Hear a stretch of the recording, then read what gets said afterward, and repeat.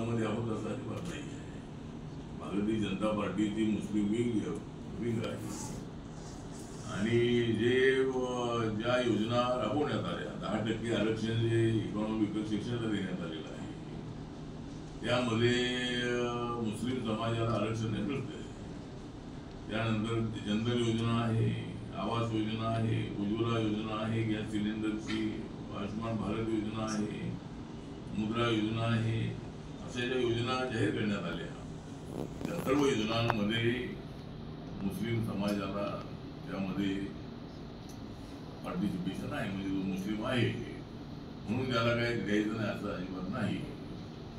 त्यामुळं मुस्लिम समाजाला माझं नम्र निवेदन आहे की आम्ही तुमच्या विरोधात नाही. या निवडणुकीमध्ये मोठ्या प्रमाणामध्ये इंडिया आघाडीने प्रचार केला, राहुल गांधी यांनी पुन्हा असा प्रचार केला, परंतु आणि आम्ही बँकेमध्ये खटाखट आम्ही 1 लाख रुपये टाकू, तुम्ही खटाखट टाका, आम्ही पटापट आम्ही काढून घेतो.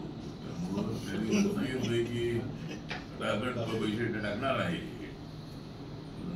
सरकार जर काय त्यांचं येणार नाही आहे, परंतु जरी सरकार आलं नाही तरी त्यांनी खटाखट पैसे टाकावे त्या मैदानाच्या ह्याच्यावर. ठीक आहे, त्यांचा त्यांनी कार्यक्रम मांडलेला आहे. परंतु आता सरकार 4 जूनला मोदी जाणार अशा पद्धतीचं स्वप्न हे सगळे लोक पाहत आहे. 4 जूनला यांचा स्वप्न भंग झाल्याशिवाय राहणार नाही आणि आपण कुठे आहोत हे त्या सगळ्या इंडिया आघाडीला समजणार आहे. साऊथ इंडियामध्ये एनडीएचं पारडं अत्यंत चांगलं आहे. आंध्र प्रदेशमध्ये चंद्राबाबू नायडू आणि बीजेपी एकत्र आलेले आहे.